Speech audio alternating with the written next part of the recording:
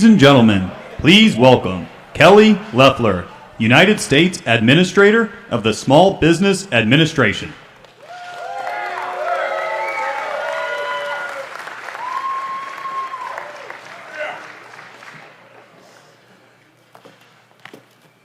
Well, thank you, Toledo. It is great to be in the Buckeye State. I feel your warmth. Thank you so much for being here at Midwest Terminals. I am always so thankful when I get to travel with our great Vice President J.D. Vance, especially when it means he's coming home to Ohio. And what I'm most excited about, however, is the chance to stand with you to celebrate year one of the America First comeback. And let me be clear, this milestone is all about you. You are the hardworking Americans who get the job done every single day. You are rebuilding this nation brick by brick, and you are the ones that endured 4 long years of Bidenomics.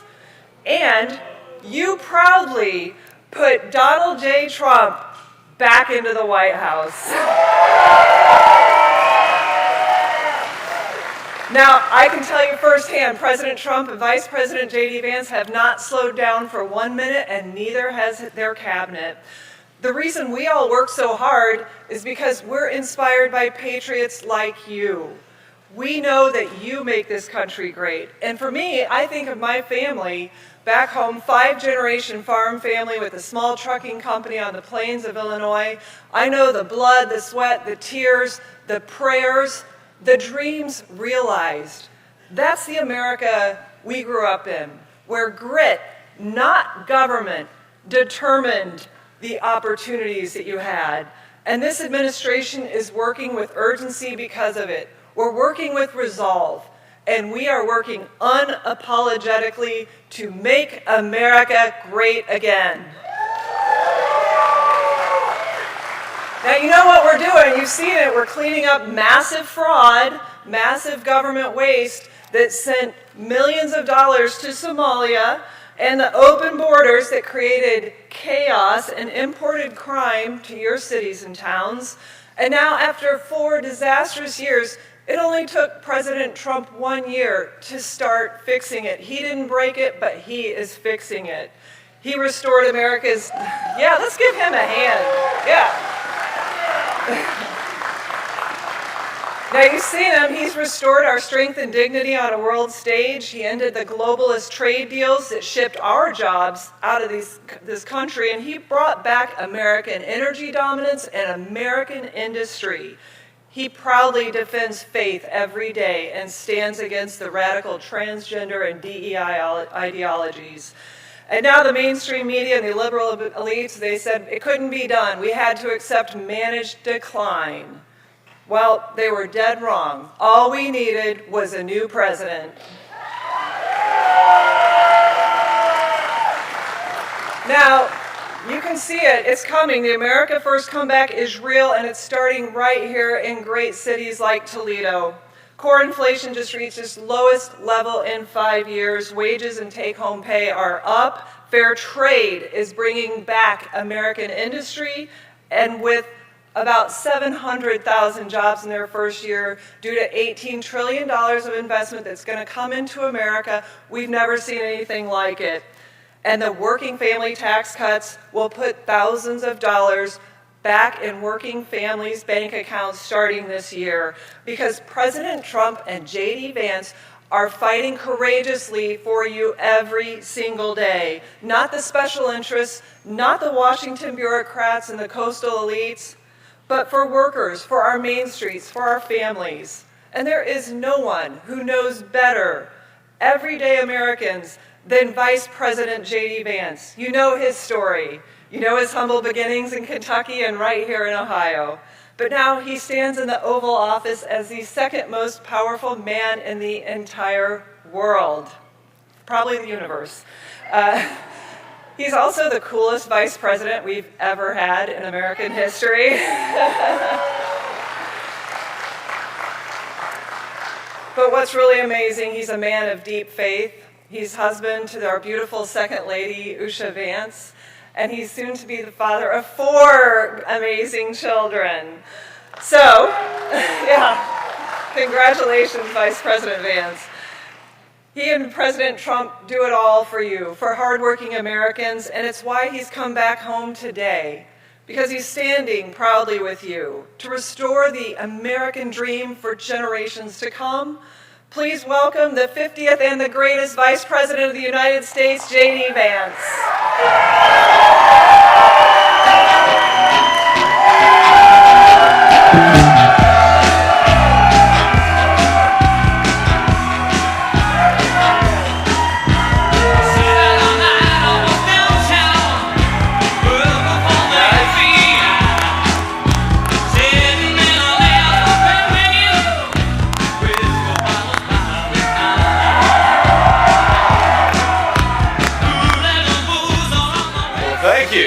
It is, I gotta say, it's great to be back in Toledo, but it is cold. I got a little tour of the facility just before I came on stage, actually while Kelly was speaking, and thank you, Kelly Loeffler, our great SBA administrator. She's doing a great job, we're proud of her, but I think I'm still shivering from the tour I got outside. You guys are a hell of a lot tougher than I am to be able to manage this cold every single day, and I can't wait for the mainstream media stories today that the Vice President is suffering from unnamed tremors. And what I'm suffering from is Toledo in January. It is cold up here. I will say that when I was flying in here, you know, sometimes when you're vice president, you travel over the country, you travel over the world, and you're not always sure exactly where you're going. I was very excited to be back in Toledo today, but for a brief second I forgot where I was coming. I opened the window and I thought the president had sent me to Greenland. And, which is going well, by the way, which is going well. But let me give a few shout outs here. Besides Kelly Loeffler, I want to thank a few people who are here. In the front row here, we have our great United States Senator for the state of Ohio, John Husted, my replacement. And he's doing a great job. He's helped us a great deal. We have the next governor of the state of Ohio, Vivek Ramaswamy. Vivek, give it up for Vivek. I believe we have Vivek's new running mate, Rob McCauley. Rob, where are you there? Hey, Rob, good to see you, man. Thank you for being here. And I see our great Secretary of State, Frank LaRose. Thank you, Frank. Now, Rob, I'll give you advice as a number two. Here's my advice. What you need to do when you're governor, or when you're lieutenant governor and Vivek is governor, because you guys are going to win, and John Husted is going to win in November. We got to make sure that happens, right? You guys are going to get out there and make sure these guys win. We're going to be with you every step of the way, but when Rob is lieutenant governor, the secret to being a successful number two is to take credit for every single good thing the administration does. And when anybody criticizes the administration, you can step back and say, that was not me, that was number one. That is how you be a successful lieutenant governor for the state of Ohio. That's my approach as vice president of the United States, and I see my dear friend Jay Edwards, who's running for treasurer. Jay, it's good to see you, man. Thanks for everything that you've done for our state and our country. Now, I'm headed from here to Minneapolis, where we're going to talk with some of our ICE agents, talk with local officials about how we can turn down the chaos. And my simple piece of advice to them is going to be, look, if you want to turn down the chaos in Minneapolis, stop fighting immigration enforcement and accept that we have to have a border in this country. It's not that hard.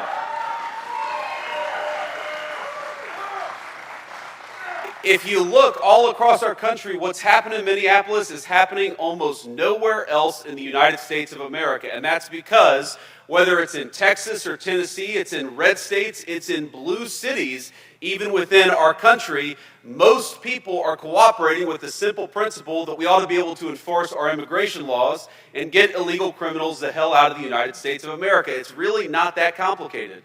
But in a few distinct cities, you see this craziness because the far left has decided that the United States of America shouldn't have a border anymore, and they are willing to fight and penalize and dox and even insult our law enforcement officers in order to fight for the basic principle that anybody ought to be able to come into the United States of America. Well, I'll tell you right now, the Trump administration, we reject that. We are going to get illegal criminals out of our country, and we're not going to let a few left-wing radicals stop us.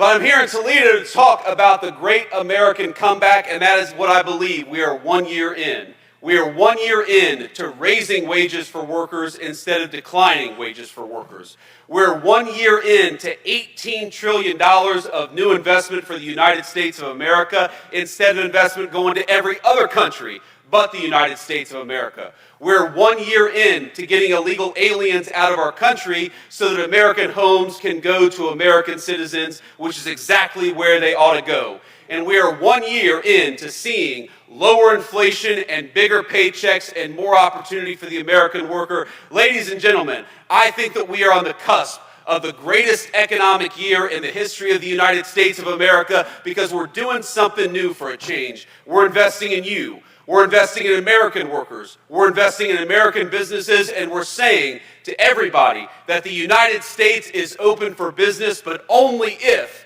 you invest in our great American people and our great American businesses. We are done with the old approach of shipping American jobs overseas and investing in everybody else. We're back to investing in the American worker, and we're not going to stop fighting for you until we return America to the true golden age of great American prosperity.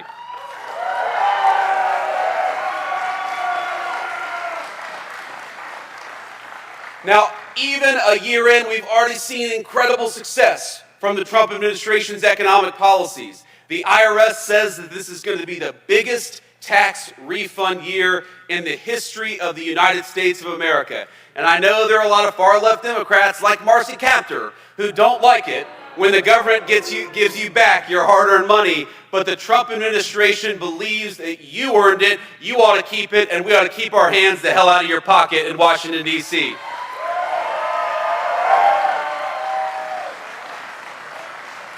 So why are we going to have the biggest tax year, the biggest refund year in the history of the United States of America? It's because the president, working with the Republican Congress, got no taxes on tips. It's because we got no taxes on overtime. It's because we got no taxes on Social Security. 3 promises that we ran on, 3 promises the President of the United States kept, and because of it, every single person in this room and every single person in the state of Ohio is going to benefit from it. That's what we said we were going to do. We were going to end the green energy scam and invest in American energy workers, and we did it.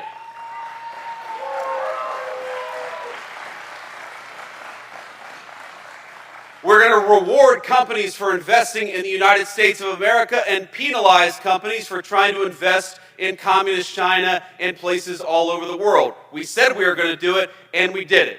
And because of it, we're starting to see the benefits for American workers every single day.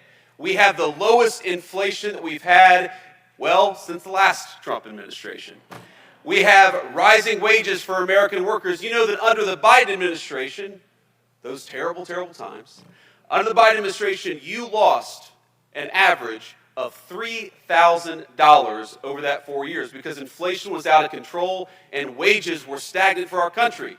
You know, under the first year of the Trump administration, you've already gained over $1,300 in real wage gains. And my friends, we are just getting started.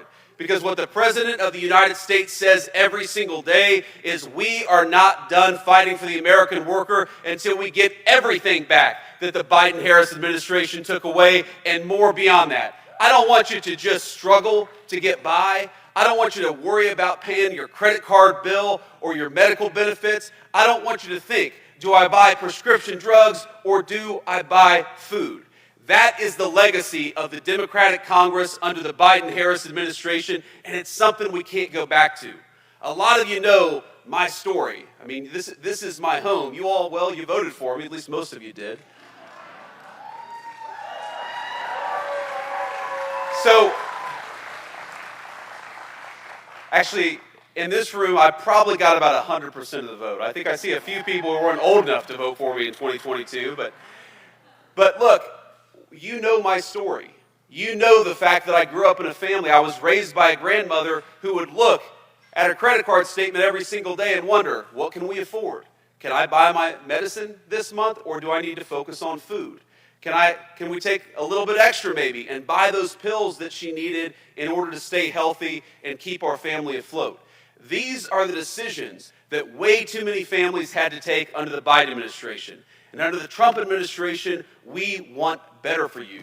And we're fighting better for you every single day. We want you to have enough prosperity to, yes, buy the things that you need, to, yes, buy those medications and put food on the table, but maybe to take a little vacation.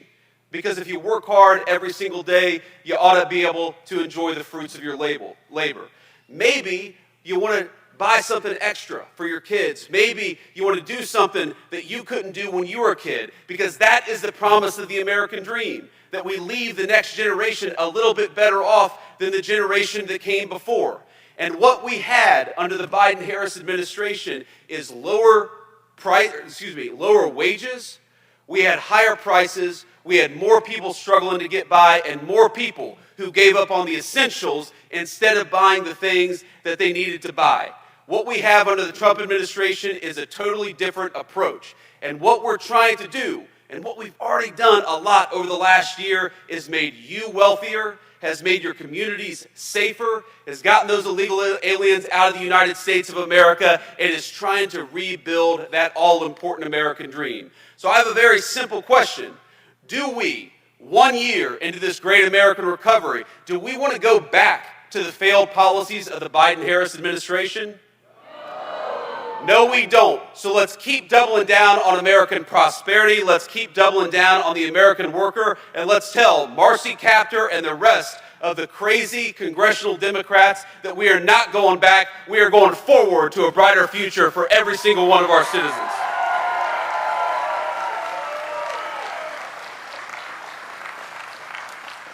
You know, there are things the media doesn't talk about that I think are so important to highlight because they show real progress for the American people. Did you know that for 4 years under the Biden-Harris administration, Americans paid the highest prescription drug costs anywhere in the world? And we did it because we had an administration that refused to go to Big Pharma and say, this is ridiculous that you're charging 1/10 the price in England or in France that you are in the United States of America. So what did the president do? One of the first things President Trump did is he hauled these pharmaceutical executives into the Oval Office. He wasn't getting any help from Congress, though we certainly would have appreciated Marcy Kaptur helping us lower prescription drug costs, but we weren't getting that help. So what did he do? He brought the pharma executives into the Oval Office and he said, you are done forcing Americans to pay more for prescription drugs than any other country anywhere in the world. And so now, thanks to the president's leadership and thanks to the support of our congressional allies like John Huston, we have prescription drug costs coming down in this country for the very first time. Whether it's antibiotics or whether it's cancer drugs, whether it's the most advanced therapeutics that exist anywhere in the world, Americans are seeing lower costs. And they're going to keep on seeing lower costs because the President of the United States had the courage to fight for you rather than international pharmaceutical companies.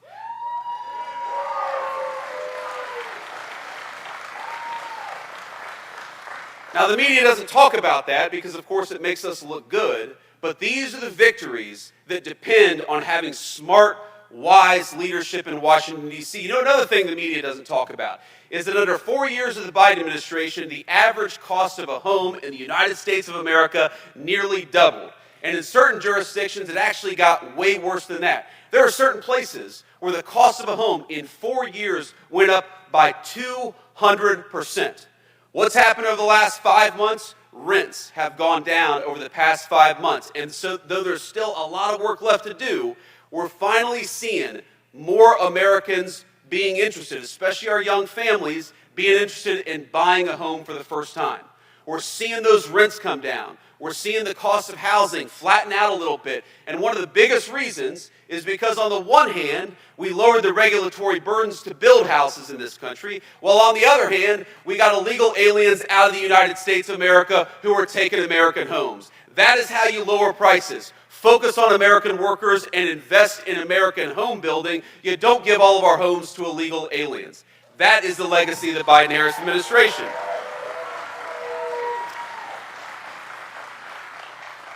But on all these things, we know there is still so much work to do. And this is something I want you to hear. The Democrats talk a lot about the affordability crisis in the United States of America.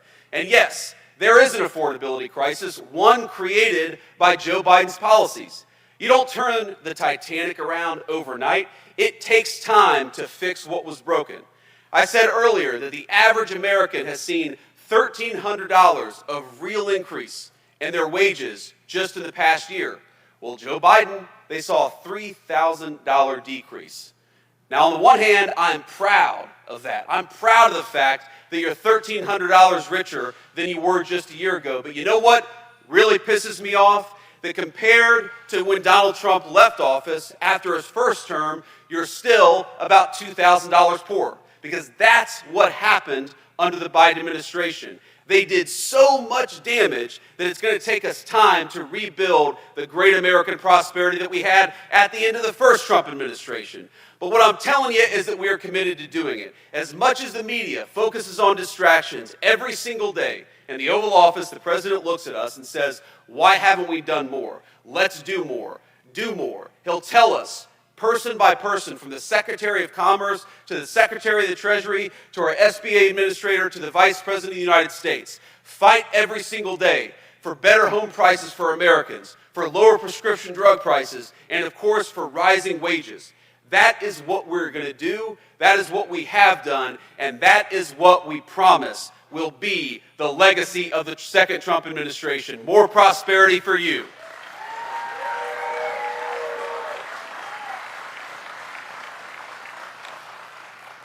Now, I want to take a few questions from the media, but before I do, I just want to close with this thought. So, you know, growing up in Middletown, Ohio, which is pretty much due south on I-75, a lot of you probably spent time in Middletown in the same way that growing up I spent a fair amount of time in Toledo. The story of towns like Toledo, the story of towns like Middletown when I was growing up was one of decline. It was a story of factories closing down, of good people losing their jobs, of families that were fracturing under the financial stress that sometimes comes when people lose that access to a good job. That is not the future that we should expect for our children. We should demand better from our leaders. And that's exactly what the Trump administration is promising. Not a story where you open up the morning paper or you turn on the TV and you see a factory that's closed down, but you see a new factory that's being built. Not a story where your neighbor lost their job, but a story where your neighbor gets a new and better job because of what is being built right here in towns like Toledo. Not communities that are unsafe, where you get mugged or murdered walking down the street, but where every single person, rich or poor, black or white, can enjoy their God-given right to public safety in their own community because we're fighting for law enforcement as opposed to against law enforcement like the last administration.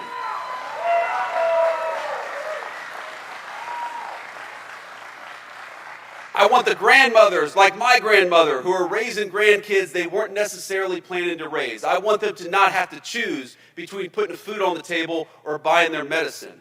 That is the future that we're fighting for. And that is what the Democrats in D.C. have fought against every single day of this administration. Now, I don't want to say all Democrats, because my mamaw, the woman who raised me, was one of those blue dog Democrats. She was socially conservative, she was patriotic, but she was a Democrat.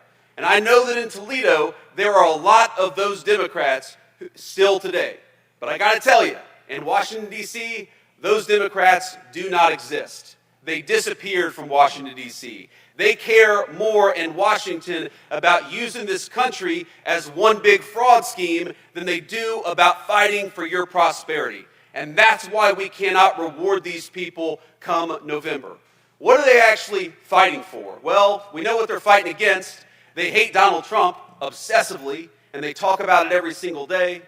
They want men to play in women's sports, which is crazy, but even aside from it's crazy, why the hell are you talking about that instead of figuring out how to fight for the American people? They want the Somali fraud ring in Minneapolis and frankly in other states too to continue. While a lot of Americans can't afford the cost of child care, they want to take the very programs that we use to make child care more affordable and give them to fraudsters who are illegally in our country to begin with. These are not politicians who care about you. They care about keeping the fraud going. And the question in November is very fundamental. It's going to be, do we reward the people like John Husted, who cut your taxes, who fights for lower housing costs, who fights for lower prescription drug costs? Or do we reward the crazy far-left Democrats who think that America is one big get-rich scheme for fraudsters? That's it. That's simply the question. So I'm asking you, are we going to fight for the people who are fighting for the American dream?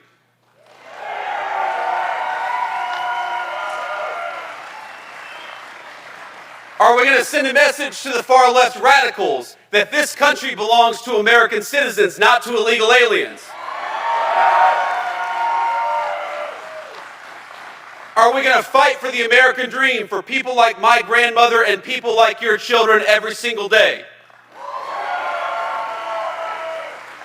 So let's remember what we're fighting for this November. It's to have political leadership in this country that fights for the American people, that fights for the American dream.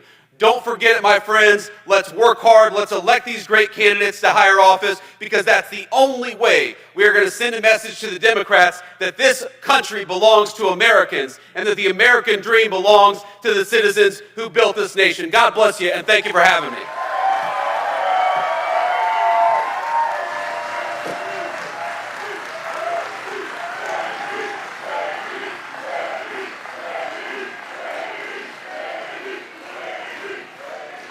Now, I appreciate that, but I'm going to take a few questions from the reporters, and then we're going to hit the road. Mr. Vice President, John Kosik from News 5 in Cleveland. President Trump outlined the framework of a future deal on Greenland yesterday. NATO this morning, however, said the Secretary General did not propose any compromise on sovereignty. What's your understanding of what is in this plan, and would you stand for something that did not include ownership even beyond where the bases are located? So John is, first of all, it's good to see you again. John is, this is going to ruin his reputation among his liberal media peers, but John is one of my favorite journalists in the state of Ohio. He's a great TV journalist from Cleveland. And I used to joke with John that if he ran for high office, maybe back in 2012, 2013, he would have won, because his name is almost exactly the same as John Kasich.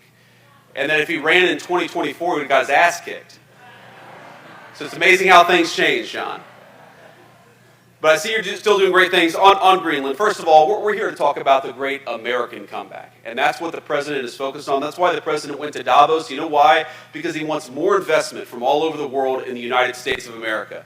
You'll hear this number thrown out, $18 trillion of new investment. You know what that means? That means new factories, that means new plants, that means new oil refineries and new energy facilities in the United States of America. Because for so long, our government had the policy that we were going to invest in other countries. No. We want other countries to invest right here in the United States of America, and that's why the president went to Davos, to say that America is open for business, but America is open for business so long as you're building right here in Toledo and all across our great country. That is the message. Now on Greenland, simple fact is Greenland matters to American national security because our entire missile defense relies on security in the Arctic. This is something the media who's obsessed with Greenland, they completely forget why Greenland matters. What if, God forbid, I'm not saying it's going to happen anytime soon, but what if a foreign country launched a missile at the United States of America? We would need control over the Arctic in order to shoot that missile down. Our entire missile defense system depends on that Arctic security. Meanwhile, the Chinese and the Russians and even the Danes who control Greenland admit that they want to control that facility. They want to control that island, that landmass. That would make us weaker. That would make our country more endangered. That would mean that if the president is negotiating with a foreign leader, he would have less leverage because they would be able to realistically threaten the sovereignty and the territorial safety of the United States of America. We're not going to let that happen. The negotiations with NATO are going fine. I believe, having seen this for the past year, that when the president sets his mind to accomplish something in negotiation, he accomplishes it. And fundamentally, NATO and the Danes and everybody else have to recognize the simple fact that this matters, not just to American security, but to world security. So we're going to keep on trying to make sure that we secure that landmass so that we can protect the American people, as we've done and will continue to do. Thank you. Whoever's next. The lights are very bright, so I can't see, but whoever's got the microphone, just shout out a question. Mr. Vice President, Henry Gomez, NBC News. President Trump this week said that ICE has made some mistakes. I'm curious what steps the administration is taking to rectify those, and do you think your presence in Minneapolis today will calm the tensions there? Well, certainly one of my goals is to calm the tensions, to talk to people, to try to understand what we can do better. You know, when the president says that that mistakes have been made, you know, my thought on that is that, well, of course there have been mistakes made, because you're always going to have mistakes made in law enforcement. I mean, we all know this. Probably every single person in this room knows a police officer. 99% of our police officers, probably more than that, are doing everything right. Some people are going to make mistakes. That's the nature of law enforcement. But the number one way where we could lower the mistakes that are happening, at least with our immigration enforcement, is to have local jurisdictions that are cooperating with us. There are some very basic things that would make Minneapolis look Memphis, Tennessee, a blue city where you do not have this chaos in immigration enforcement because the local police and the local authorities are cooperating with us. So when you look at Memphis, Tennessee, or Austin, Texas, or any other community virtually across the United States of America, and you don't see the same level of chaos in Minneapolis, the natural conclusion is that it's not what ICE is doing in Minneapolis, it's what Minneapolis authorities are doing to prevent ICE from doing their jobs. And that's exactly what's happening. So let me give you just a couple of very real-world examples of some of the problems that we face. So let's say you have a sex offender. We've arrested a number of sex offender illegal aliens in Minneapolis just in the last couple of months. But that person, because they're an illegal alien, we don't know where they live. We don't know their address.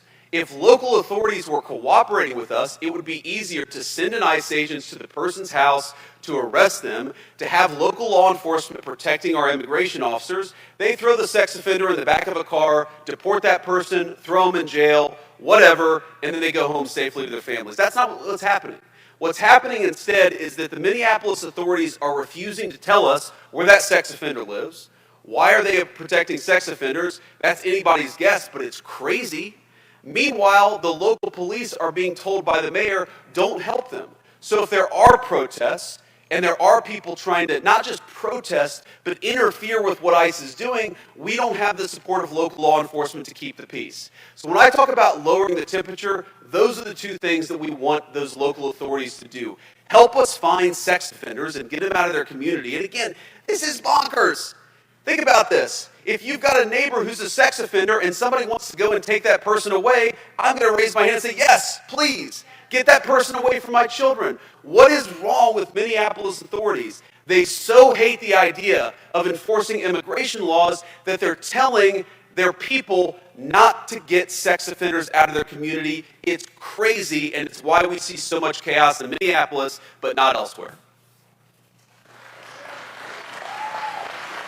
Sean Hegarty, sir, 13 Action News here in Toledo. In the city itself, affordable housing is a real problem. Supply is low, rents are going up. What specifically can your administration do to increase the supply and get people, especially in the city of Toledo, into long-term, stable, good housing? So we're working on a number of things on this front. First of all, one of the things the president just announced a couple of weeks ago that, again, hasn't gotten a lot of media attention, but I think is very important, is that he said, we want American homes to go to American citizens. That means no illegal aliens buying American homes. It means no mortgages going to people who have no legal right to be in this country. But it also means that we're going to stop large institutional investors from buying up American homes. That was a major announcement from the president, and we're working on that now. And you see this all the time. You see this massive, beautiful new subdivision where every single person there is renting because that subdivision was bought up by a massive institutional investor.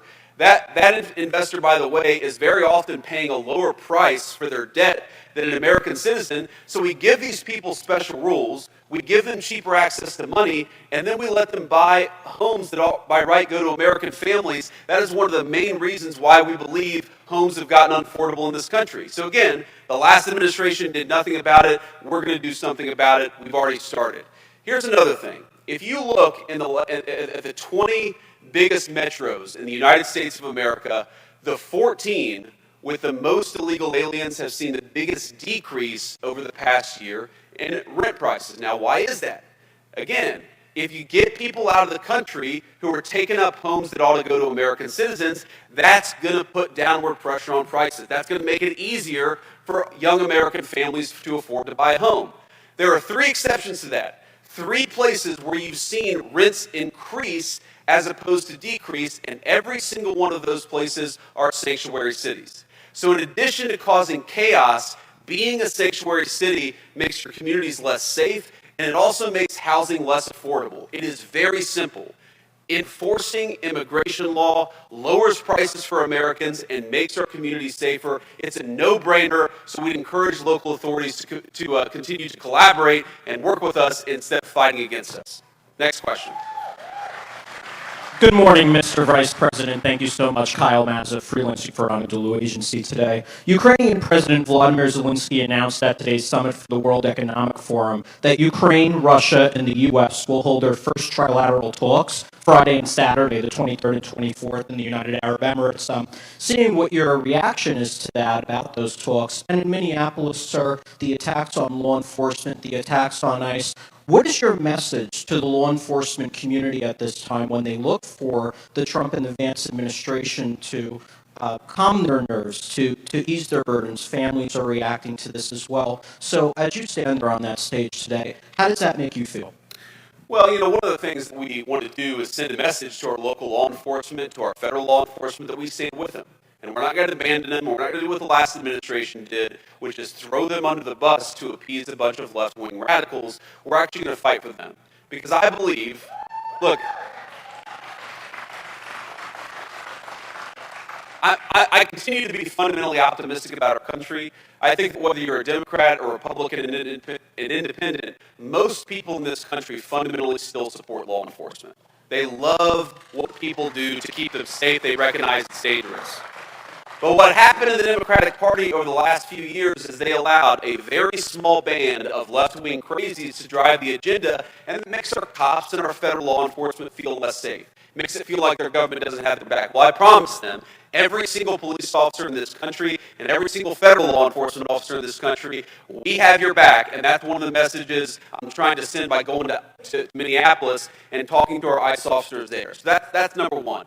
Number two, you talk about attacks on law enforcement. It is insane. I understand, look, I'm biased, obviously. I think the Trump-Vance administration's got the right approach to immigration. I think it's insane to let tens of millions of people flood across your country, many of them with violent criminal records, and then to say you're not allowed to do anything to get those people out of your country. That's crazy to me. Fine. If you disagree, if you think that we ought to let sex offenders be in your community, even if they're illegal aliens, fine. Make that argument. But make that argument at the ballot box. Write an op-ed in a newspaper. Argue about it on social media. Don't go to the streets and start assaulting federal law enforcement officers because you disagree with the policies of our administration. It's cowardly bullshit, and it's got to stop. And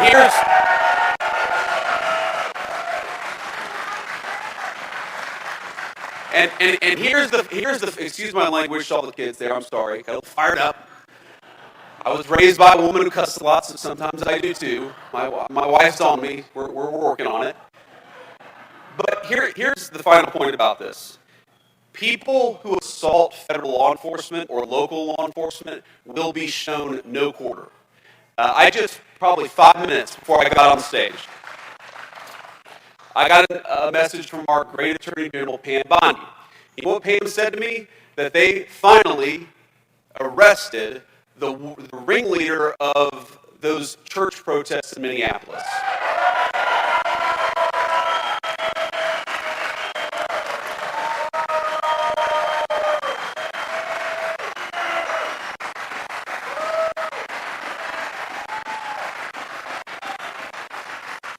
So here's the thing. Again, you don't have to agree with my immigration policies, but if you want to protest by going to an innocent church service on a Sunday, you see these images. They're scaring little kids who are there to worship God on a Sunday morning. Those people are going to be sent to prison so long as we have the power to do so. We're going to do everything that we can to enforce the law, whether you're protesting at a church, which is a violation of federal law, or you're assaulting a law enforcement officer, which again is a violation of federal law. There are going to be consequences. There already have been consequences, and there are going to be a lot more to come. So my message is, if you're thinking about assaulting a law enforcement, don't, because we're going to lock you up if you do. Now, you asked about Zelensky and Russia and Ukraine. Look, the president, he talks about this all the time. This has been the hardest war to solve. Of the 8 wars that the president solved, he thought this would be the easiest. It's ended up being the hardest. The fact that they're sitting down and talking is progress. And I think we've made a lot of progress here. Look, you've got 2 people who really hate each other. The president of the United States' attitude is quite simple, and I happen to think that it's exactly right. Peace is what is in the best interest of the United States of America. We want commerce between those 2 countries. We want Europe to be less focused on war and more focused on investing in the United States of America. And the best way to do that is to get that war to a peaceful resolution. We're going to keep on working on it. I've been disappointed in the past where I thought we were close to a peace deal, so I'm not going to predict that anything is going to happen in the next couple of weeks. But I know under the president's leadership, we've made great progress, and we're going to keep on making progress so we can stop the killing and get back to actually building things all over the world as opposed to people killing each other and tearing things down. I'll take one more question. Thank you, Mr. Vice President. This is Mary Margaret Olahan with the Daily Wire. I know you were here in September in Minneapolis after an attack on a church that killed school children. What does it mean to you that this attack, another attack, happened on church last weekend, and do you want to see more arrests for this attack? So, Mary, yes, I certainly want to see more arrests because I've seen the videos and there are very clearly more people who have violated the law. Now, I'll let the Department of Justice speak to that because, as you know, actually getting an arrest warrant is not a walk in a park necessarily. There's a legal process that we have in this country, and rightfully so. But I know the Department of Justice continues to work on bringing every single person who is involved in that church protest. But it's not just a protest. When you interrupt people during a worship service, that is a violation of the law. Just as you have the right to protest, they have a right to worship God as they choose. And when you interrupt that, that is a violation of the law. So yes, I think we're going to see more prosecutions there. I certainly hope that we're going to see more prosecutions there, but I'll let the Department of Justice speak to the timeline there. And on that note, let me just say, I see a lot of people here. I see a few young people. I see a lot of people working this great factory. I just want you to know that you are the people who make the United States of America a great country. When I think about all the great things about our nation, all the great things that we've accomplished, the world wars that we won, we've gone to the moon, we've cured diseases that nobody else thought could be cured.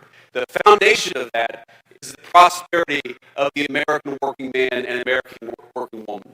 You guys are the reason why we're able to do incredible things as the United States of America. We talk about our great foreign policy accomplishments. That starts right here in Toledo, Ohio. We talk about peace in the world. That starts right here in Toledo, Ohio. We talk about prosperity for the entire nation. That starts right here with building things and making things and employing good people in dignified work. That starts in Toledo, Ohio. The cars I see on the road all over the United States of America, many of them built right here. The steel that builds our bridges and so many of our great buildings happens a stone's throw away from this very facility.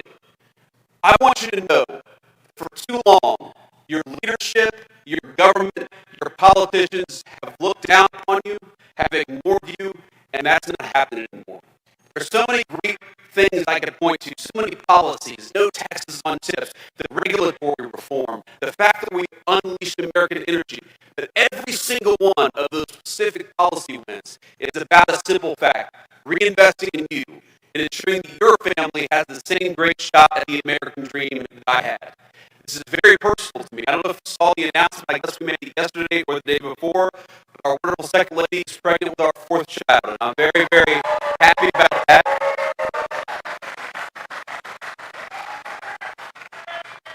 You know, we were debating having a 4th child, and I said, honey, you know, the new Trump accounts and the increased child tax credit are coming online. We've got to take advantage of this stuff.